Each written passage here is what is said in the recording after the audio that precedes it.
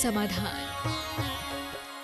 मुनि श्री 108 प्रमाण सागर जी महाराज के शंका समाधान के लाभार्थी हैं श्रीमती किरण एवं श्री विनोद काला सब परिवार, निर्देशक Shantinath detergents private limited, Kolkata. बोलिए श्री आदिनाथ भगवान की जय जय जय। संत शिरोमणि आचार्य श्री विद्यासागर जी महाराज की जय जय जय। मुनि श्री प्रमाण सागर जी महाराज की जय जय जय। मुनि श्री विराट सागर जी महाराज की जय जय जय। अहिंसामय विश्व धर्म की जय जय जय। प्यारी प्यारी भव्य आत्माओं, जैसा कि हम सिद्धों की इस भूमि में अपनी शंकाओं के समाधान के लिए महाराज जी के समक्ष प्रतिदिन अपने प्रश्न लेकर के यहाँ पर उपस्थित होते हैं, आज भी हमारी समस्त शंकाओं के समाधान के लिए महाराज जी यहाँ पर उपस्थित हुए हैं। उसके पूर्व मैं आज के इस कार्यक्रम की शुरुआत सम्मान के साथ करना चाहूंगा। हमारे बीच में उपस्थित है श्री राम निरंजन जी सुशील कुमार जी सरावगी, कोलकाता, जिन्होंने 64 जो मंडलीय श्री चक्र मंडल विधान में से एक मंडल लेने की घोषणा पूर्व में की है, वे आज हमारे बीच उपस्थित है। आपकी भव्य तालियों के बीच मैं उन्हें सादर आमंत्रित करूंगा और सपत्नीक वे कृपया मंच पर पधारें और 52 ट्रस्ट कमेटी के सदस्यों से निवेदन है कि उनका सम्मान करें।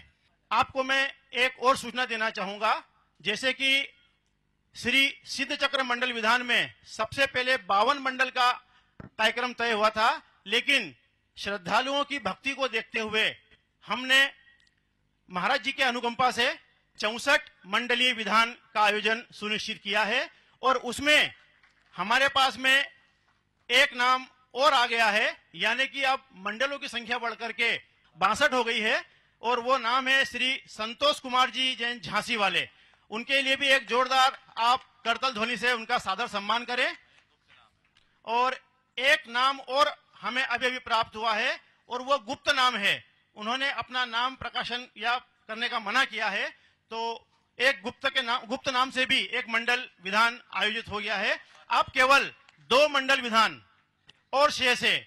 जिन भी श्रद्धालुओं के मन में थोड़ी सी भी भावना अगर उमड़ रही है तो वो शीघ्र अपना नाम यहाँ पर प्रेषित करें, ताकि आप अपने भावों को दबा न पाए, आप उस मंडल विधान से वंचित ना रह पाए जो महाराज श्री के मुखार बिंद से यहाँ पर उच्चारित होने वाला है और हमें भव्य देशना प्राप्त होने वाली है। आज के इस शंका समाधान के कार्यक्रम में मैं पहले प्रश्न के लिए आमंत्रित करना चाहूंगा श्रीमान सुनील जी बिलाला, इंदौर। वे आए और अपनी शंका का समाधान प्राप्त करें और इसके बाद श्री मुकेश जी पाटोदी तैयार रहें। परम पूज्य गुरुदेव के चरणों में सादर नमस्तु। गुरु जी, शिखर जी की यात्रा जाते समय अपने मनोभाव को कैसे विशुद्ध करें कि हमको ज़्यादा से ज़्यादा पुण्य की प्राप्ति हो।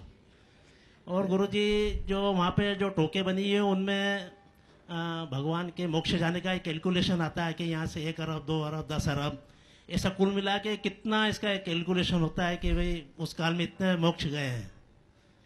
देखिए, इस विषय में मैं अनेक बार बता दिया है, प्राय आता रहता है, लेकिन मुझे लगता है आप शिखर जी जाने वाले हैं और जो भी शिखर जी जाते हैं वो ऐसा मन में भाव लेकर के जाते हैं कि वहाँ हम कैसे भाव रखें।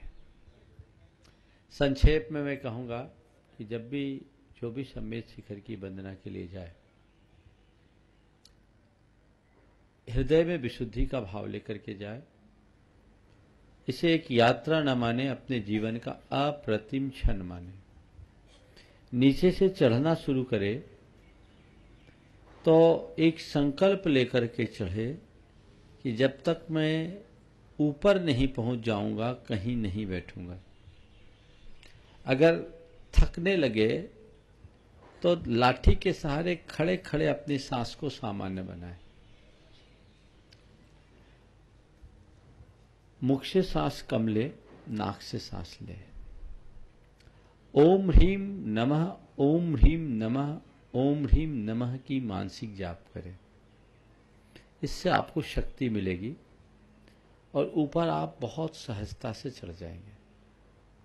जब वंदना का क्रम प्रारंभ हो तो जिन भी भगवान के चरणों में आप जाएं, उनके चरणों में दोनों हाथ रखे, आंखें बंद करके कुछ पल के लिए भगवान का ध्यान करें और ये मन में भावना भाए कि इसी स्थल से भगवान ने योग निरोध पूर्वक 1 माह के योग निरोध के साथ परम निर्वाण को प्राप्त किया।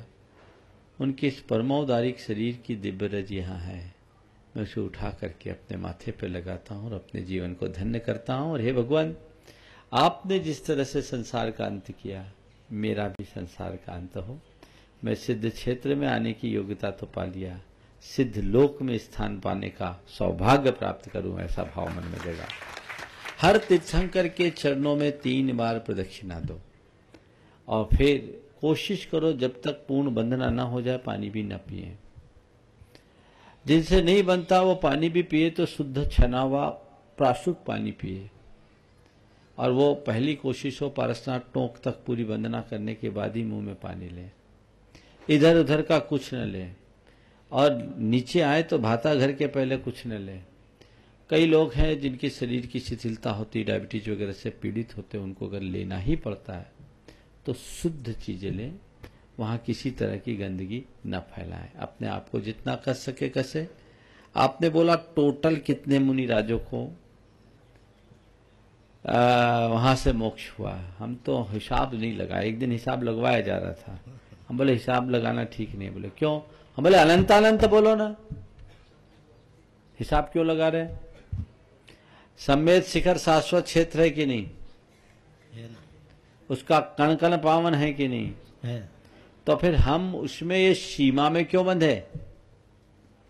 हमने गिना ही नहीं, न याद रखते हैं। हम तो अनंत अनंत अनंत सिद्ध आत्माओं की निर्वाण स्थिति मानते हैं और उसे उसी भाव से बंधना करते हैं। आपका आशीर्वाद चाहिए हमें यात्रा से। बिल्कुल सानंद। नमस्ते। आइए श्री मुकेश जी पाटोदी इंदौर, और इसके बाद महाराज जी की आज्ञा से मैं कुछ ऑनलाइन प्रश्न लेना चाहूंगा। नमोस्तु महाराज श्री। महाराज श्री, बोलिए। महाराज श्री, ज्ञानी जीवों की कर्मों की निर्जरा और अज्ञानी जीवों की कर्म की निर्जरा में क्या अंतर है महाराज श्री? देखिए, निर्जरा ज्ञानी की होती है, अज्ञानी की नहीं होती। अज्ञानी तो बंध करता है, ज्ञान पूर्वक ही निर्जरा होती है, लेकिन किताबी ज्ञान से नहीं, आत्मज्ञान से। जब तक हम कोई भी क्रिया ज्ञान पूर्वक नहीं करेंगे तो हमें उसका वांछित परिणाम कभी नहीं मिलेगा। इसलिए ज्ञान को हमारे यहाँ सर्वश्रेष्ठ साधन कहते हुए कहा गया, ज्ञान समान न आन जगत में सुख को कारण, यह परमामृत जन्म जरा मृत्यु रोग निवारण। ये जन्म जरा और मृत्यु के रोग के निवारण के लिए परम अमृत के समान है, इसलिए ज्ञान को श्रेष्ठ कहा। नमोस्तु महाराज। अब मैं महाराज जी की अनुकंपा से आदेश प्राप्त करते हुए उनका कुछ ऑनलाइन प्रश्नों के माध्यम से उनकी शंकाओं का समाधान यहाँ करना चाहूंगा।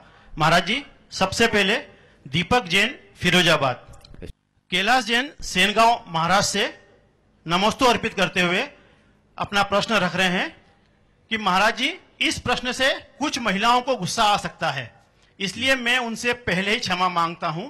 गुरुवर, आजकल बहुत से विधान पूजा होते हैं, जैसे शांति विधान, पंचकल्याणक इत्यादि। तो गुरुवर, ऐसे विधान में कुछ महिलाएं ब्यूटी पार्लर से अपना मेकअप करके विधान में बैठती है, क्या यह उचित है? पार्लर में कई तरह के क्रीम लिपस्टिक ऐसे होते हैं जिनका टेस्ट पहले खरगोश की आंख पे किया जाता है। और गुरुवर, जैन समाज की महिलाओं को पार्लर का बिजनेस करना उचित है क्या? कृपया समाधान करें और उन तमाम माता बहनों को मार्गदर्शन करें जो पार्लर में जाती है या पार्लर चलाती है। नमस्ते गुरुवर। देखिए, पूजा विधान की बात तो बहुत दूर की है। भगवान के मंदिर में भी इस तरह के प्रसाधन सामग्रियों का प्रयोग करके नहीं जाना चाहिए। मंदिर सात्विकता का स्थान है और अहिंसा की देवता की आराधना के लिए हम मंदिर जाते हैं, और हिंसा करके जाए तो पूजा नहीं, भगवान का अपमान है। सभी को चाहिए कि इनसे परहेज करें। अपने श्रृंगार के लिए किसी का संहार कतई उचित नहीं है। ये एक प्रकार का पाप है, अपराध है, इससे बचना चाहिए। आपने पूछा है पार्लर का धंधा करना चाहिए क्या? देखिए, ये आज तो पार्लर हो गया, पहले तो इसके लिए एक शब्द आता था, मसाज करने वाला, मालिश करने वाला, समझ गए? ये कर्म अच्छे कर्म में नहीं गिने जाते थे। अब लोग आजकल अपने अपने तरीके से चला रहे हैं। सब प्रकार के धंधे आजकल उल्टे पुल्टे होने लगे हैं। अब मैं क्या बोलूं, जहां तक बने इनसे बचना चाहिए। अवनिका जैन मुंगावली से महाराज जी के चरणों में सादर नमोस्तु अर्पित करते हुए पूछना चाहती है कि जो दान मुनिराज के कर पात्र में श्रावक के माध्यम से दिया जाता है तो अहोदान को प्राप्त होता है, और जो जिनेन्द्र भगवान की पूजन में अर्पण किया जाता है तो निर्माल को प्राप्त होता है। इसमें क्या अंतर है, कृपया समाधान कीजिए। देखिए, मुनिराज के कर में जो आहार दिया जाता है वो दान हो गया, अब भगवान के चरणों में जो हमने अर्पित कर दिया वो निर्माल हो गया। दान जिसको हम देते उसका उपभोग होता है, भगवान के लिए जो अर्पित करते उसका उपभोग नहीं होता, उसका केवल त्याग होता है। मुनिराज को आपने हार दिया, मुनिराज ने ले लिया। आपने लेने के लिए दिया कि हाथ में डालने के लिए दिया? तो आपने दिया, उनने ले लिया, यानी उसका भोग हो गया। तो उसकी कहानी अलग होगी, बचा ही नहीं। हमारे यहाँ प्रसाद नहीं है। प्रसाद उसको बोलते हैं जब कुछ अंश ले और कुछ छोड़ दे। आप तो हमें जितना देते हम सब ले लेते, तो प्रसाद बचता कहाँ है? और हम उतना ही लेते हैं जितना हमें लेना है। इसलिए जैन धर्म में प्रसाद की व्यवस्था नहीं है, प्रभावना की व्यवस्था है। जिस परंपरा में भगवान को भोग लगता है, जहां भगवान भोजन लेते हैं, उस परंपरा में आपके द्वारा ले जाई गई कोई चीज भगवान को दिया जाता है, भगवान के ओठों तक लगाते हैं और वापस उसको बचा देते हैं, तो वो प्रसाद बन जाता है। हमारे यहाँ भगवान निराहार होते हैं, इसलिए इस तरह की कोई प्रसाद की व्यवस्था नहीं है।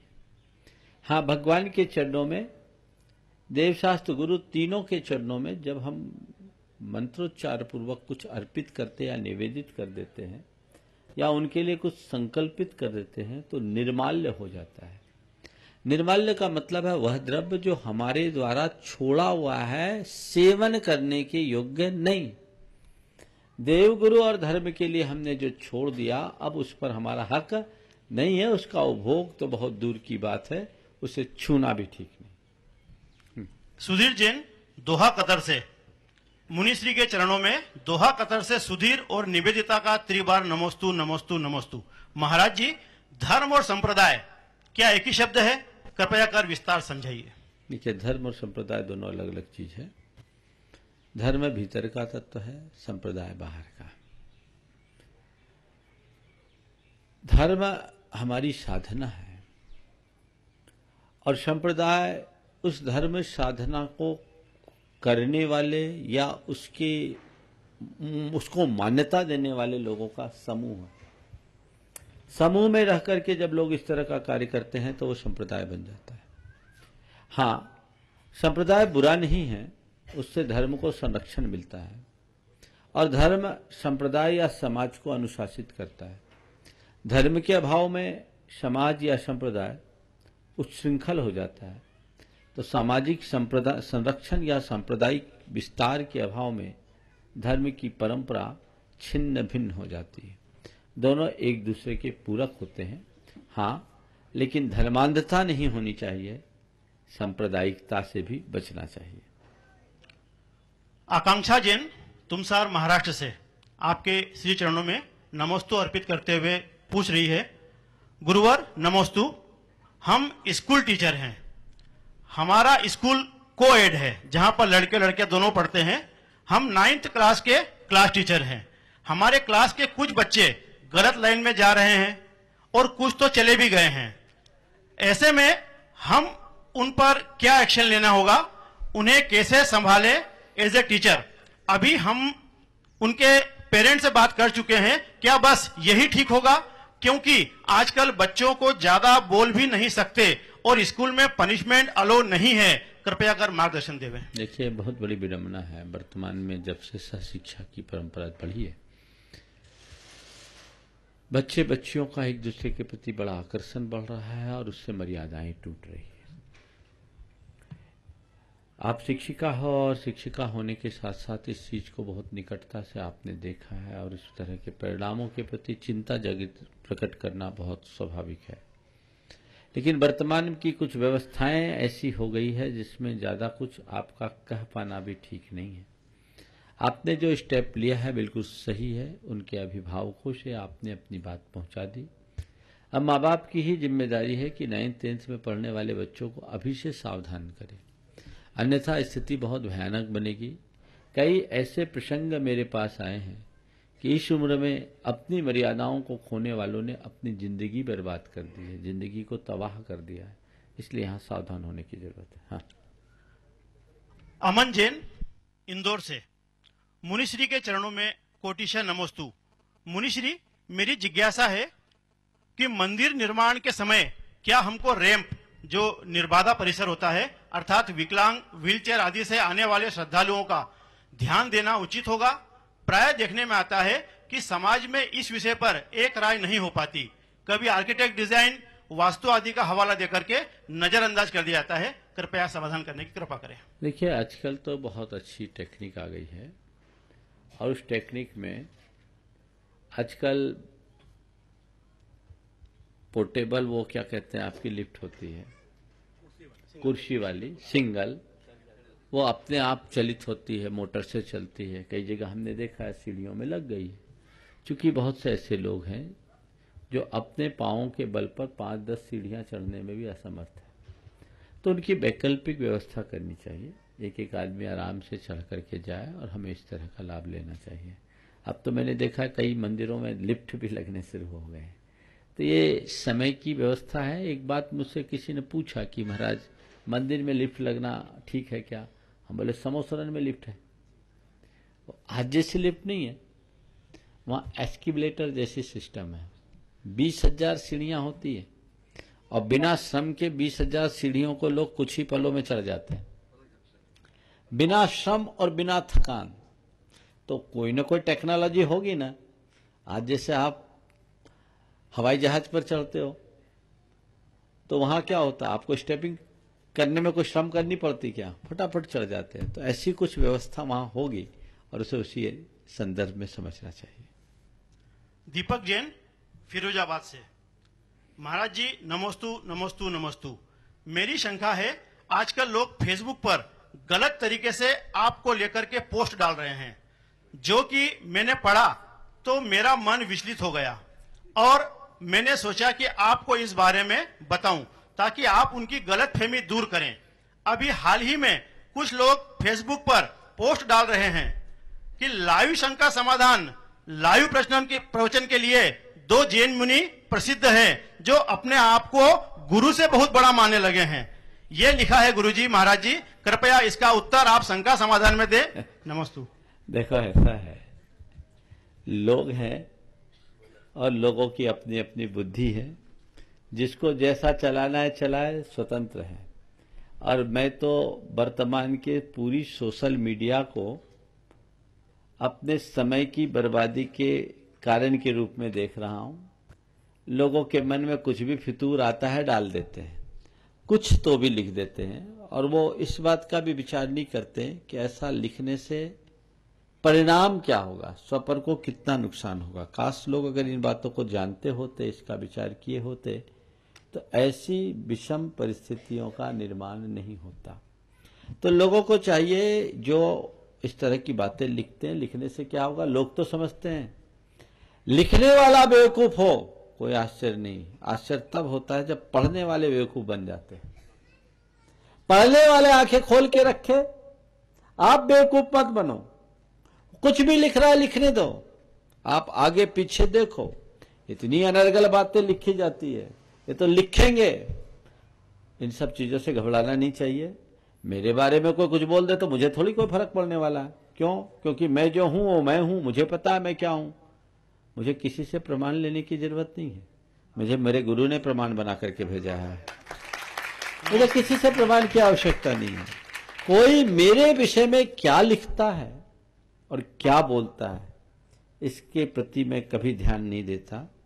मैं सदैव इस बात पर ध्यान रखता हूं कि मुझे क्या करना है। जो मेरे लिए करने योग्य है मैं वही करता हूं, बाकी बातों के प्रति मैं बिल्कुल ध्यान नहीं देता। भाई साहब ने लिखा है कि 2 मुनिराज शंका समाधान और प्रवचन में प्रसिद्ध हैं, कम से कम प्रसिद्धि को स्वीकार तो रहे। मैं अच्छा मानता हूं, कम से कम कहीं न कहीं उनने स्वीकारा है। शायद कभी कभी किसी की प्रसिद्धि से किसी को एलर्जी हो जाती है, भगवान उनकी एलर्जी को ठीक कर दे। मैं यही मानता हूं, भगवान उनको सद्बुद्धि दे, उनकी वो एलर्जी ठीक हो और उनको भी जगत में प्रसिद्धि मिले। रहा सवाल हम और हमारे गुरु के बीच का क्या संबंध है, इसके लिए हमें किसी से कुछ पूछने की जरूरत नहीं है। मेरे हृदय में उनके लिए क्या स्थान है, इसके लिए भी कहने की जरूरत नहीं है। हम जानते हैं और हमारे गुरुदेव जानते हैं और जो मुझे जानते हैं वे सब लोग जानते हैं, इसलिए कहने की कोई जरूरत नहीं। नमस्ते गुरुदेव। अंतिम लाइव प्रश्न ले रहा हूं मैं, इसके बाद तैयार रहेंगे श्री कमल गोदा ट्रस्टी बावन गया। नवीन जैन असम सिलचर से नमस्तु अर्पित करते हुए कहते हैं, लफ्जों के भी जायके होते हैं, परोसने के पहले चख लेना चाहिए। पर गुरुदेव आज के दौर में लफ्ज परोस तो देते हैं परंतु उसे चखते नहीं। गुरुदेव आज के लोगों की सोच इतनी छोटी क्यों हो गई है? लफ्ज परोसने ने के पहले सोचते नहीं, देखते नहीं, समझते नहीं। लफ्जों में एक बिखरावपन सा देखने को मिलता है, फिर चाहे परिवार की बात हो या समाज की बात हो। कृपया समाधान करें। इसीलिए तो मजा किरकिरा होता है। अगर किसी भी चीज के जायके को चखकर परोसो तो जायका का मजा कुछ और होता है। आपको ध्यान होगा, खीरा खाते हैं तो पहले उसका घिस करके उसका खारापन निकालते हैं, फिर चखते हैं, फिर किसी को परसते हैं, है ना? तो सबका मन अच्छा लगता है। और सीधे खारा खीरा किसी को दे दे, कड़वा खीरा दे दे किसी को, तो मुंह बन जाता है। बिल्कुल सही बात कही है। लफ्जों के जायके होते हैं और परसने से पहले उसका स्वाद लेना चाहिए। जो अपने शब्द को माधुर्य के साथ परोसते हैं वो सारे समाज में आदृत होते हैं, और जिनके शब्दों का माधुर्य खंडित हो जाता है, जिनके मुख में कड़वाहट होती है, वे समाज में कभी स्थान नहीं पा पाते। अपनी सोच अच्छी रखिए। एक बात मैं हमेशा कहता हूं, मुख से अपशब्दों का उच्चारण वैचारिक कृपणता का उदाहरण है। जो व्यक्ति वैचारिक रूप से कृपण होते हैं, दरिद्र होते हैं, वे ही अपशब्दों का प्रयोग करते हैं। जो लोग वैचारिक रूप से संपन्न होते हैं उनके मुख से बहुत अच्छे शब्द निकलते हैं। हमारे पास जब अच्छे शब्दों का पर्याप्त भंडार है तो हम कड़वे शब्द क्यों बोले? कुरल काव्य में लिखा है, जो लोग अच्छे शब्दों की उपेक्षा करके कटु वचन बोलते हैं वे मीठे और पके फलों को छोड़कर कच्चे और अपक्व फलों को खाते हैं। अरे भाई, जब तुम्हारे सामने मीठे मीठे आम है तो आम का रस लो, कच्चे आम खाकर अपने दांत खट्टे क्यों कर रहे हो? ये आपको सोचना। आइए, अब मैं यहां पर उपस्थित श्रद्धालुओं से निवेदन करूंगा कि वे अपनी शंकाओं के साथ उपस्थित हो। इस कड़ी में सबसे पहले श्री कमल जी गोदा ट्रस्टी बावनगजा, और इसके बाद तैयार रहेंगे श्री अरुणा अशोक लोहाड़िया कोपर गांव से।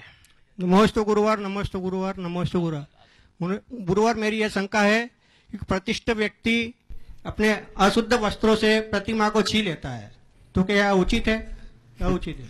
ऐसा है कि प्रतिष्ठित व्यक्ति को ऐसा कोई लाइसेंस मिला हुआ हो तो उचित है।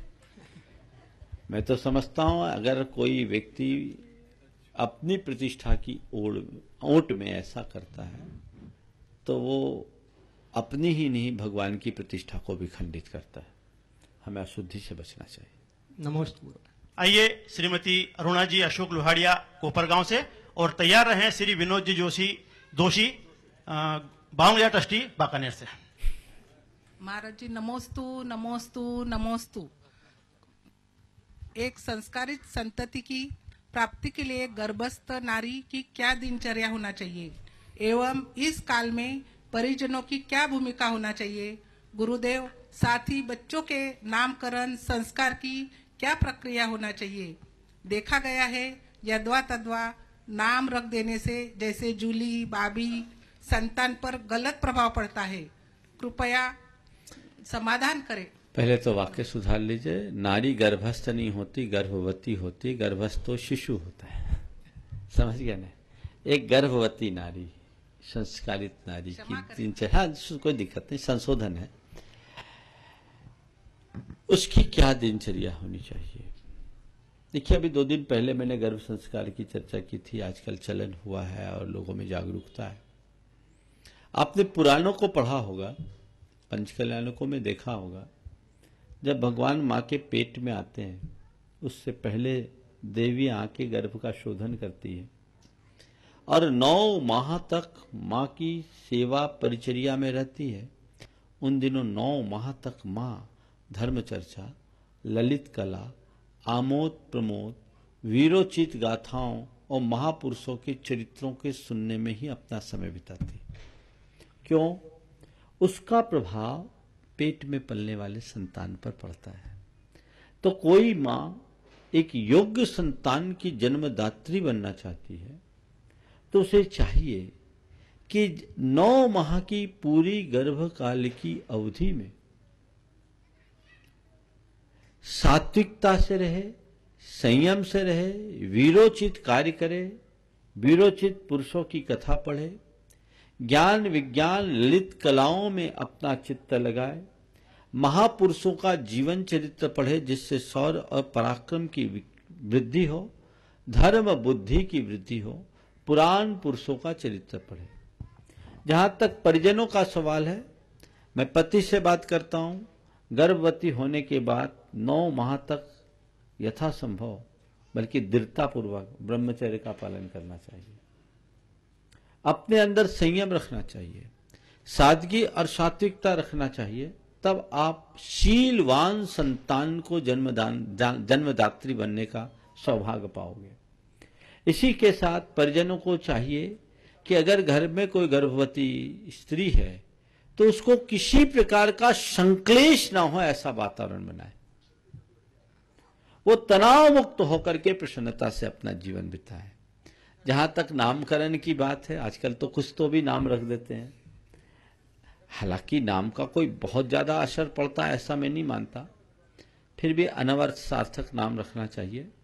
हमारे शास्त्रों के विधानानुसार भगवान के 1008 नामों के आधार पर आधारित नाम बनाना चाहिए और उन नामों को एक मटके में डाल दो और उस बच्चे से निकलवा लो, जो उसके भाग्य का नाम निकल जाए उसको उसका नाम कर दो। ऐसा आदि पुराण में लिखा है, वैसा देखना चाहिए। आइए श्री विनोद जी दोषी ट्रस्टी बांगलिया और इसके बाद तैयार रहेंगे श्रीमती पुष्पा गंगवाल इंदौर।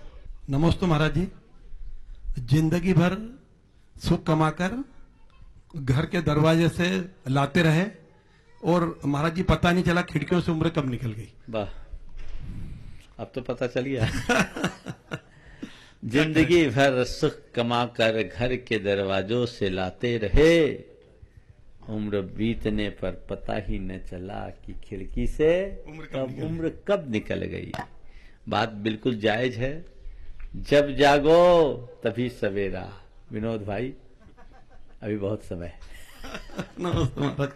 आइए श्रीमती पुष्पा जी गंगवाल इंदौर और तैयार रहें श्रीमती राजकुमारी जैन ललितपुर। परम उपकारी बोलिए। परम उपकारी गुरुवर नमोस्तु। गुरुवर, भोग विलास से आत्मविकास की ओर क्रमशः कैसे बढ़े? रोज तो ही उपाय बता रहा हूं। जो बोलता हूं, जो आप सुनते हैं, क्रम से चलना शुरू करें। नमस्ते। हाँ। आइए श्रीमती राजकुमारी जैन ललितपुर और तैयार रहें श्री ज्ञानचंद जी पहाड़िया नंदुरबार। नमोस्तु गुरुदेव, नमोस्तु।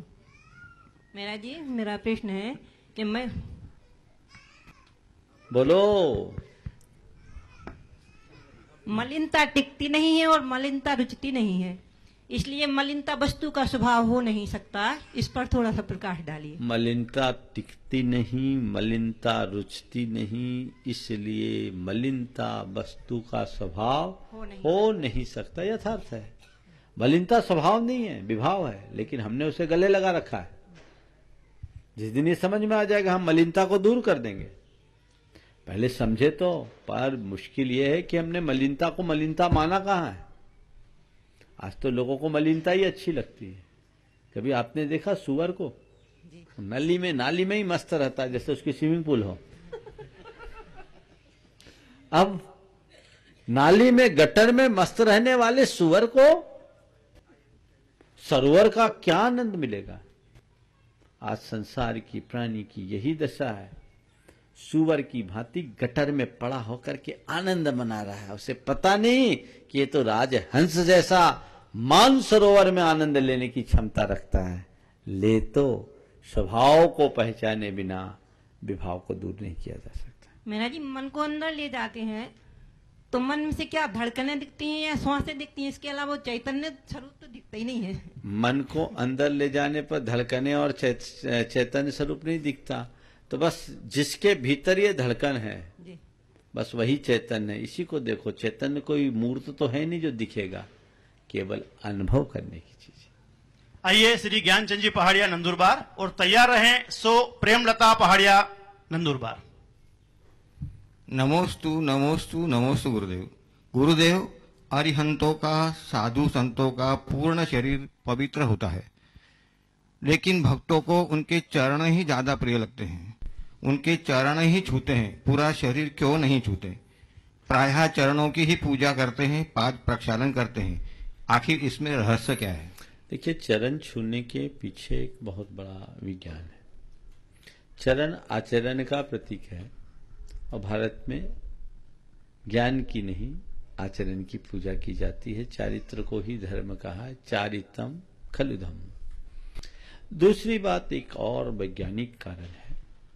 किसी भी महापुरुष के जीवन की जो भी साधना होती है, जो ऊर्जा होती है, वो ऊर्जा चरणों से ही बाहर जाती है। तो यदि हम उनके चरण का स्पर्श करते हैं तो उस ऊर्जा से अभिभूत होने का भी हमें अवसर प्राप्त होता है। ये हमारे सौभाग्य का कारण है, इसलिए हम चरण को ज्यादा महत्व देते हैं। नमोस्तु गुरुदेव। आइए सो प्रेमलता पहाड़िया जी नंदुरबार और तैयार रहें श्री अनूप जी जैन इंदौर। प्रखर वक्ता परम पवित्र आत्मा ऐसे गुरुवर के चरणों में मेरी और परिवार की ओर से, नंदुरबार सभी समाज की ओर से नमस्तु नमस्तु नमस्तु महाराज जी।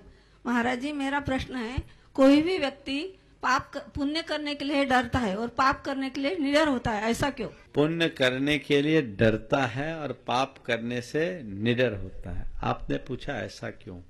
मनुष्य का जैसा संस्कार होता है वैसी उसकी प्रवृत्ति होती है। अनादि से पाप करते रहने के कारण पाप का अभ्यास है, इसलिए पाप से डर नहीं।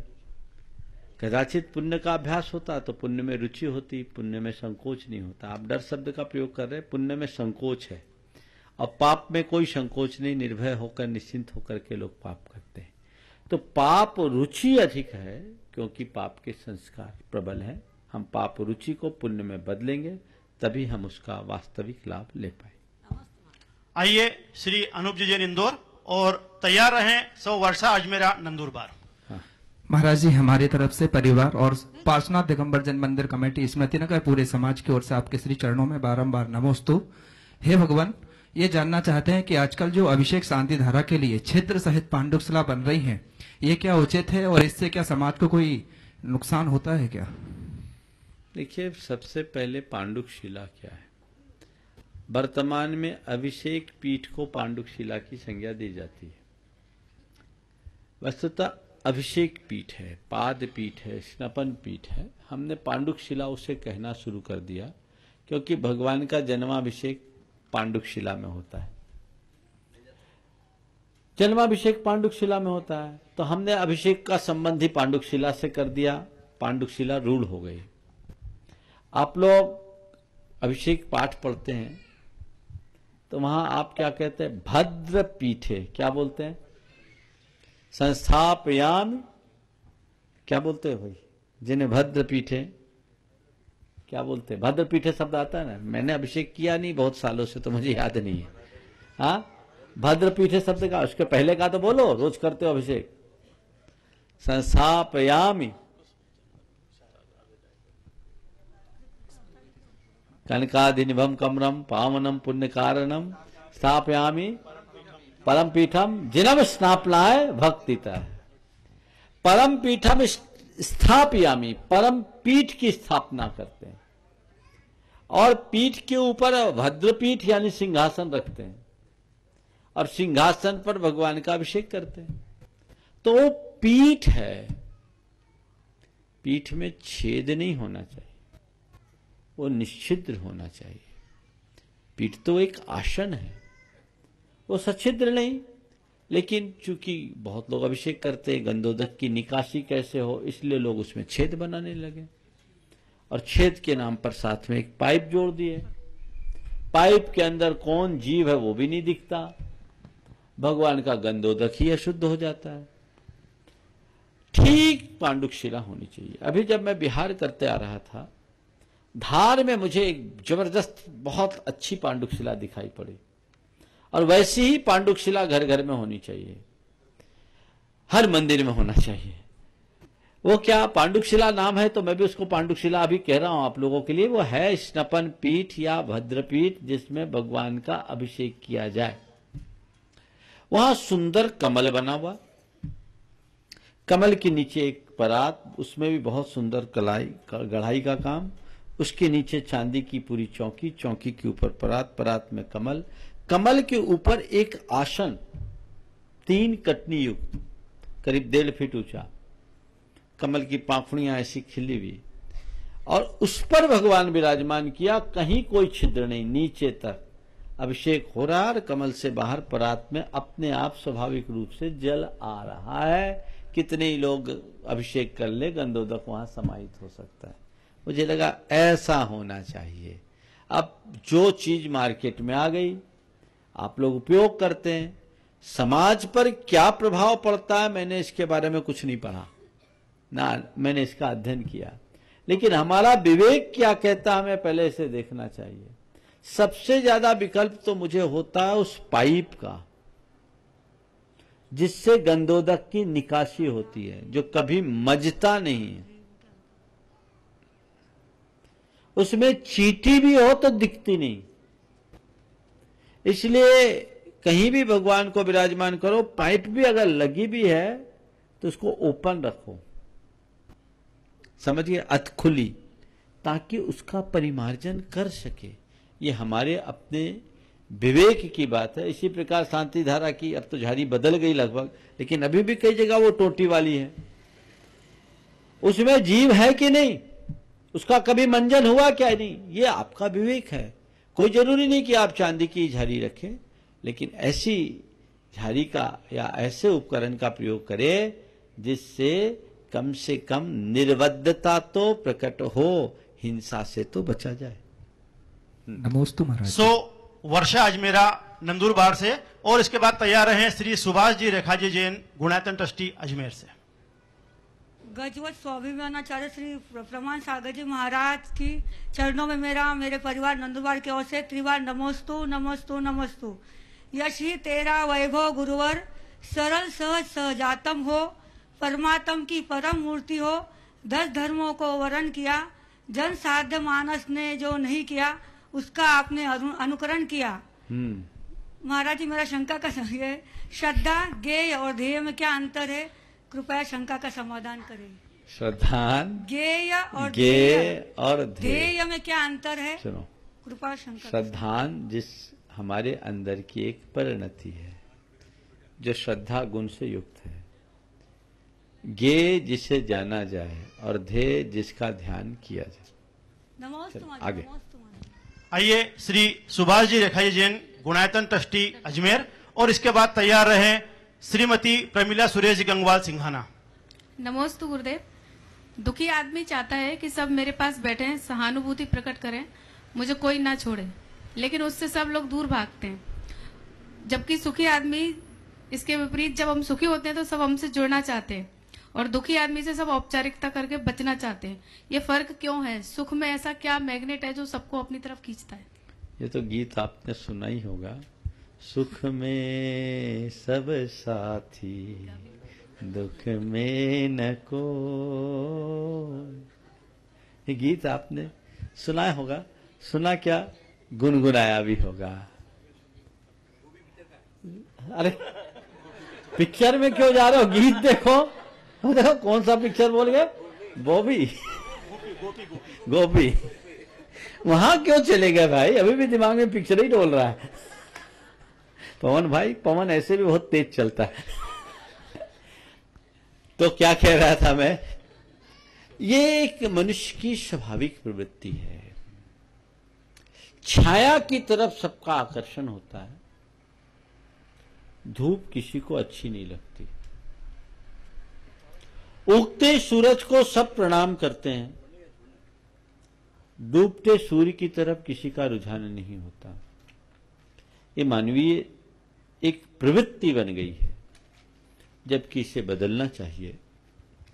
हम सुखी व्यक्ति के साथ भले न रह सके, पर कम से कम दुखी के दुख को दूर करने की कोशिश तो करें।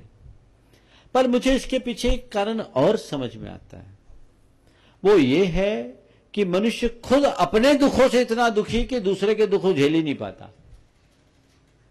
तो किसी दूसरे सुखी के पास जाता है तो सोचता है चलो कुछ मेरा दुख कम होगा, उसके कुछ सुख का अनुभव मैं कर पाऊंगा। लेकिन जो सच्चे मन से सुखी होते हैं वे दुखियों के दुख को दूर करने के लिए सदैव तत्पर होते हैं। पर दुख कातरता उनके जीवन का एक गुण बन जाता है। महापुरुषों की यही पहचान है कि हम पर दुख कातर बने। नमोस्तु गुरुदेव। श्रीमती प्रमिला सुरेश गंगवाल सिंघाना और तैयार हैं श्रीमती मनीषा जैन अंजड़। नमोस्तु गुरुवार, नमोस्तु गुरुवार, नमोस्तु गुरुवार। गुरुवार कहते हैं मोह की गांठ जितनी ढीली हो उतने हम सुभाष जी भी इसके बाद बोलिए। मोह की गांठ जितनी ढीली हो हम उतने ही आत्मज्ञान के करीब आते हैं। लेकिन गुरुदेव, हम जैसे श्रावकों की मोह की गांठ तो दिनों दिन कसती जा रही है। इसी मोह से राग, द्वेष और ये देश कलह को जन्म देता है। तो हम जैसे श्रावक इस मोह से कैसे बचें? सबसे पहले बात ये बताइए, गांठ कसती कब है? सब परिवार में गांठ तो लगाई ना रस्सी में, धागे में। कसती कब है? जब बोलो। खींचते हैं इसको। खींचते हैं ना। खींचना बंद कर दो, गांठ कसेगी नहीं। ये खींचाता नहीं क्यों? खींच क्यों रहे हो? समझ गए? तो बस खींचना बंद करोगे, गांठ की प्रगाढ़ता कम होगी। आप चाह तो रहे कि गांठ खुले, पर खींच रहे हो। उस खींचने की प्रवृत्ति से अपने आप को बचाइए, तब कहीं जाकर गांठ ढीली होगी और हम अपने जीवन का पथ प्रशस्त करें। नमस्ते। श्री सुभाष जी जैन, गुणायतन ट्रस्टी अजमेर, अपना प्रश्न है। इसके बाद तैयार रहे श्रीमती मनीषा जैन अंजड़। नमोस्तु गुरुवर। गुरुवर, रिश्तों में झुकना कमजोरी माना जाए या ताकत? रिश्तों में झुकना, रिश्तों में झुकना कमजोरी माना जाए या ताकत? भैया, आपने पेड़ को देखा है? जी गुरुवर। हवाएं आती है, शाखा प्रशाखाएं झुकती है जी, झूमती है जी, फूल फल लगते नीचे झुकती है जी। तो ये उसकी कमजोरी है या उसका गुण? गुण है उसका। अब क्या बोलूं, आगे चलो। नमोस्तु गुरुवर। आइए श्रीमती मनीषा जैन अंजड़ और तैयार रहे श्रीमती शकुंतला गोदा इंदौर लोहारी। महाराज जी नमोस्तु। बड़े होने का गुमान क्यों और छोटे होने का मलाल क्यों, जबकि खेल खत्म होने पर शतरंज के सारे मोहरे एक ही डब्बे में रख दी जाती है। बड़े होने का गुमान क्यों और छोटे होने का मलाल क्यों, जबकि खेल खत्म होने पर शतरंज के सारे मोहरे एक ही डब्बे में रख दिए जाते हैं। इतना समझ में आ जाए तो गुमान और मलाल दोनों खत्म हो जाएगा, पर समझ में नहीं आता ना। हम खेल में इतने मगन हैं कि खेल खत्म होने के बाद का परिणाम हमें पता ही नहीं। काश मनुष्य अपने जीवन के खेल खत्म होने की बात को समझ ले। ध्यान रखो, मौत जब तक नजर नहीं आती, मौत जब तक नजर नहीं आती, जिंदगी राह पर नहीं आती। खेल खत्म हो जाए ये हमें समझ में आ जाए तो फिर हमारे जीवन का खेल ही बदल जाएगा। इसलिए बड़े होने का गुमान क्यों और छोटे होने का मलाल क्यों, जबकि शतरंज के खेल खत्म होने के बाद शतरंज के सब मोहरे एक ही डब्बे में समाहित होते हैं। हमें भी ध्यान रखना, अंत तो सबका राख होना है, सबका राख होगा। हो सकता है कोई चंदन की लकड़ी से जलाया जाए और कोई गोबर के उपलों से जलाया जाए, और आजकल तो बिजली के, पर अंत राख है। चंदन की लकड़ी की राख में सुगंधी नहीं होगी, और उपलों की राख में कभी दुर्गंध नहीं होगी, राख तो राख है। बस इतनी बात समझ लो, जीवन का रूप ही कुछ और होगा। नमस्ते महाराज जी, नमस्ते। आइए श्रीमती शकुंतला जी गोदा इंदौर लोहारी और तैयार रहे मास्टर जिनांश गंगवाल सिंघाना। गुरुवर के चरणों में नमस्कार नमस्कार नमस्कार। नमस्तु नमस्तु नमस्तु। पाप का फल यदि नरक गति है तो पुण्य कार्य करने पर कौन सी गति प्राप्त होती है? ये भी बताने की जरूरत है? बोलो। हाँ, समझना है, अभी तक नहीं समझ में आया। चलो मैं समझता हूँ, बिना कहे समझ गए आप। चलो आइए मास्टर जिनांश गंगवाल सिंघाना और तैयार रहे श्री अभिषेक गंगवाल सिंघाना। गुरुवार नमोस्तु नमोस्तु नमोस्तु। गुरुवार स्कूल में अच्छे दोस्तों का चयन करने के लिए किन किन बातों का ध्यान रखना चाहिए? बहुत अच्छा सवाल किया है इतने छोटे से बच्चे ने। अच्छे दोस्तों का चयन करने के लिए किन किन बातों का ध्यान रखना चाहिए? देखो, दोस्ती का हमारे जीवन में बहुत महत्वपूर्ण स्थान है। हम जैसे लोगों की संगति में रहते हैं वैसा हमारा जीवन बनता है। अच्छे दोस्त कौन है?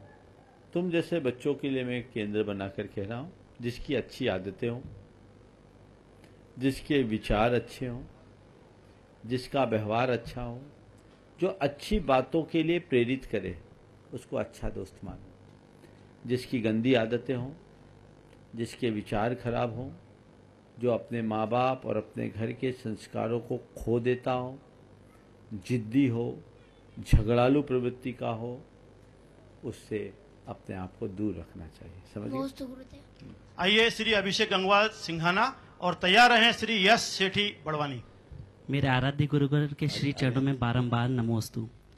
स्वार्थ शब्द बना है स्व से, अर्थात स्वयं से, यानी कि जिस कार्य में केवल स्वयं का अर्थ हो, केवल स्वयं का लाभ हो, वह स्वार्थ है। अब प्रश्न यह उठता है कि हमारा स्व क्या है? यदि हमारे स्व में केवल हम हैं तो हम अवश्य ही स्वार्थी हैं। यदि हमारे स्व में परिवार सम्मिलित है तो हम परिवार्थी हैं। यदि हमारे स्व में अन्य लोग सम्मिलित हैं तो हम परोपकार्थी हैं। और यदि हमारे स्व में संसार सम्मिलित है तो हम परमार्थी हैं। तो गुरुवर, इस स्थिति में हम अपने लिए, अपने परिवार के लिए, अन्य लोगों के लिए या इस संसार के लिए स्वार्थी बनते हैं, तो क्या यह उचित है? मैं तो बोल रहा हूँ पक्का स्वार्थी बनो, पर जो स्वार्थी की व्याख्या की है उसे थोड़ा ठीक से समझो। स्वार्थ का मतलब क्या? स्व के अर्थ को पूरा करना। स्व यानी है आत्मा।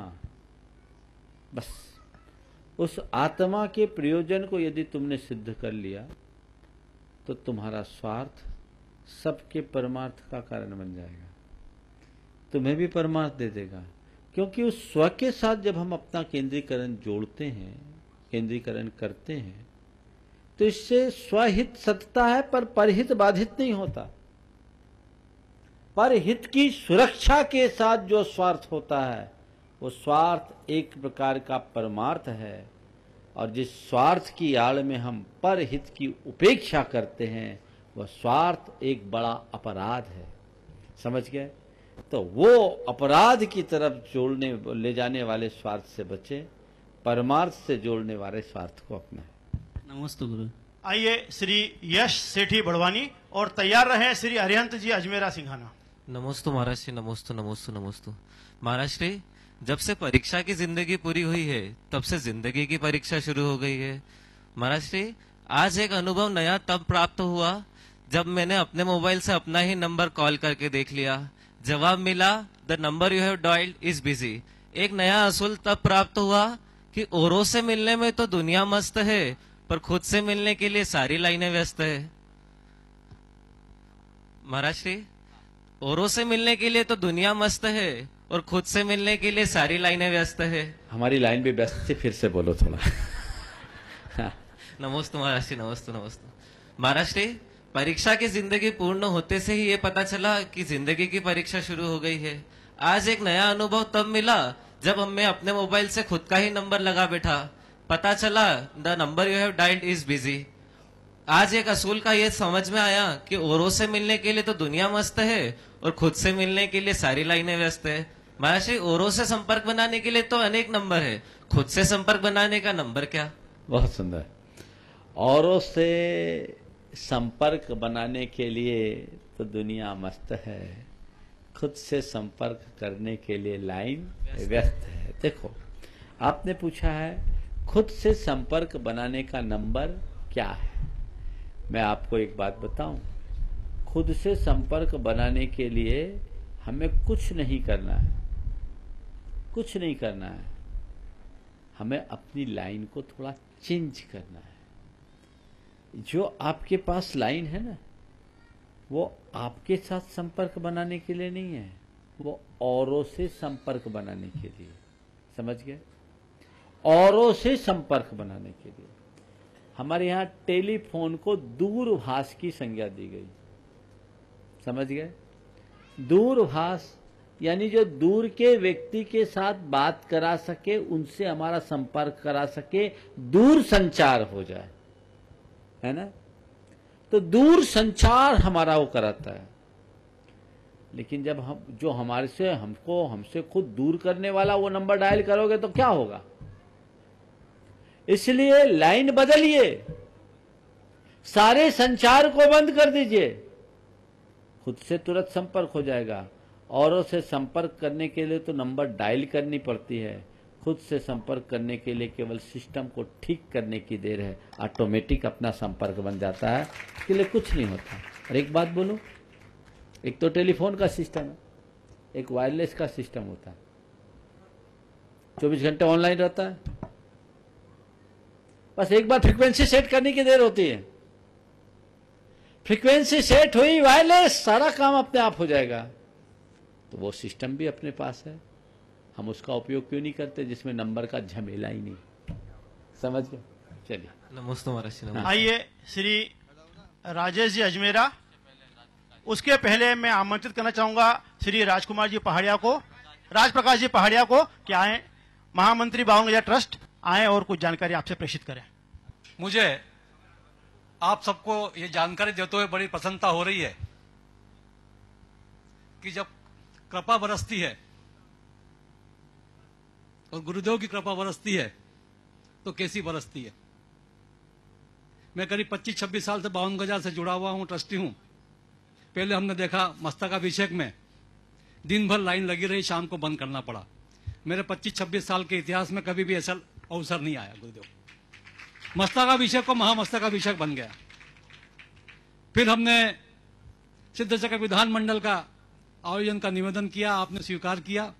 पहले 52 का था, 48 का था, पूरे हो गए, हमने 52 का निवेदन किया, आपने 52 की कृपा करी।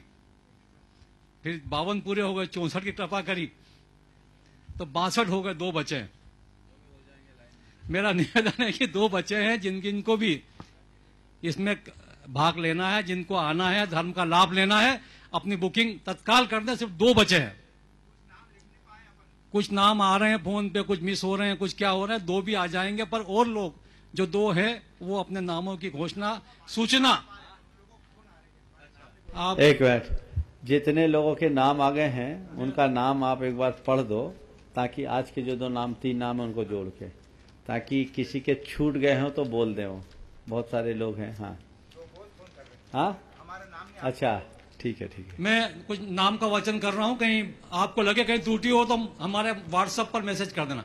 श्री विनोद जी दोषी बाकानेर, श्री पवन कुमार जी, सुरेश चंद जी, धन्नालाल जी गंगवाल सिंघाना, श्रीमती हीरा जी गंगवाल गुवाहाटी, श्री पंकज मानक चंद जी गोदा मनावर, श्री सावन तिलोक चंद जी पहाड़िया परिवार सिंघाना मनावर, श्री दिनेश भाई दीपक कुमार जी पचोरी भिंडर वाले कटलाल, श्री प्रमाण ग्रुप बड़वानी, श्री विद्या विराट ग्रुप जिनेन्द्र दोषी बड़वानी, श्री सुरेश चंद जी काला बड़वानी, डॉक्टर PC पाटनी साहब एलोरा, श्री प्रेमचंद जी प्रेमी कटनी, श्री अरविंद जी राजा जबलपुर, श्री संजय कुमार, राजन कुमार, अनिल कुमार चौधरी जैन शामगढ़ गलोट, श्री शैलेंद्र जी पाटनी जलगांव, डॉक्टर PC जैन बेंगलोर, श्री राजेश कुमार अजमेरा बड़वानी, श्री सुनील चंद सिंगई हैदराबाद, श्री अभय धनराज जी अजमेरा सिंघाना, श्री बापू नेपन्ना शिरहट्टी पूना, श्री अभिनंदन जी जैन भोपाल, श्री डॉक्टर शरद सुनीता शास्त्री इंदौर, श्री DK जैन ग्वालियर, श्री धर्मेंद्र कुमार जी प्रमोद कुमार जी जैन हैदराबाद, श्रीमती रुचि आनंद जी गोदा इंदौर, श्रीमती सवर्णा जैन शोला ठोले कोपरगांव, श्री प्रदीप कुमार जैन महावीर मेडिकल सागर, श्रीमती मन्ना देवी शैलेंद्र जी रानी सेठी बाकानेर, श्री आनंद जी अनिल जी मोदी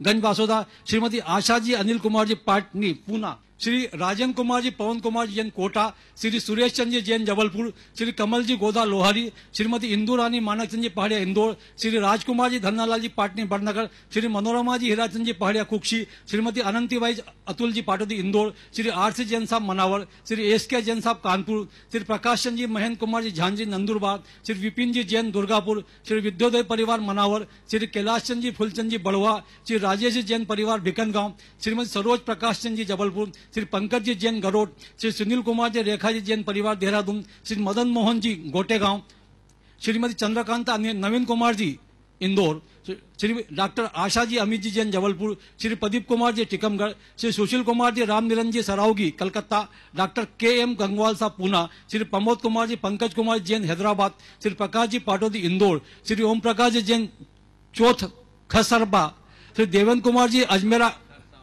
खरसावा,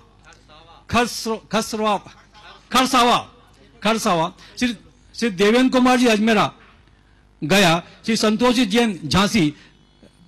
ये नाम मेरे पास अभी आए हैं, 2 नाम और आए हैं, श्री संतोष कुमार जी झांसी और एक गुप्त नाम है, ये भी कोई गुनाहगार ट्रस्टी हैं। और इस प्रकार के ये सारे नामों का मैंने वाचन किया है। किसी के नाम छूट रहे हों तो आप हमें खबर करें। आप अपनी बुकिंग 94 250 90 384 9425090384 अभी जो 4 मुख्य मंडल है उनके नाम चयन, उनके नाम 2 मुख्य मंडल है, उनके नाम अभी घोषित नहीं किए गए, उनका चयन कर लिया गया है। उनके नामों की घोषणा अतिशीघ्र कर दी जाएगी। आप अपने मंडल 2 बचे हुए हैं, अपनी बुकिंग अतिशीघ्र करवाएं। आपसे अनुरोध है कि आप सभी लोग पधारें। 52,000 ट्रस्ट निमाड़ और मालवा अंचल के लोग आपके स्वागत के लिए यहाँ तैयार हैं, तत्पर हैं। धन्यवाद। आइए श्री राजेश जी अजमेरा तैयार हैं। श्री मनीष जी दोषी बड़वानी। नमोस्तु महाराज जी, नमोस्तु नमोस्तु नमोस्तु।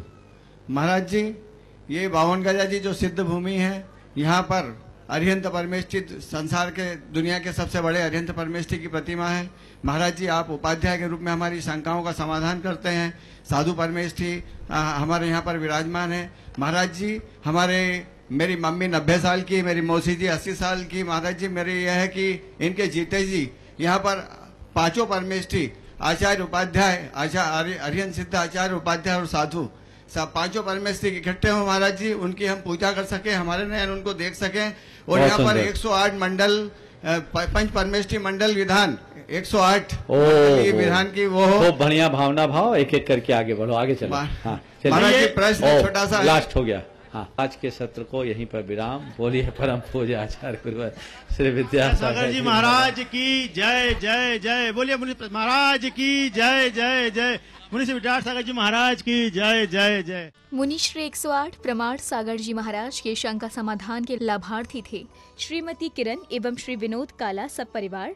निर्देशक Shantinath detergents private limited, Kolkata.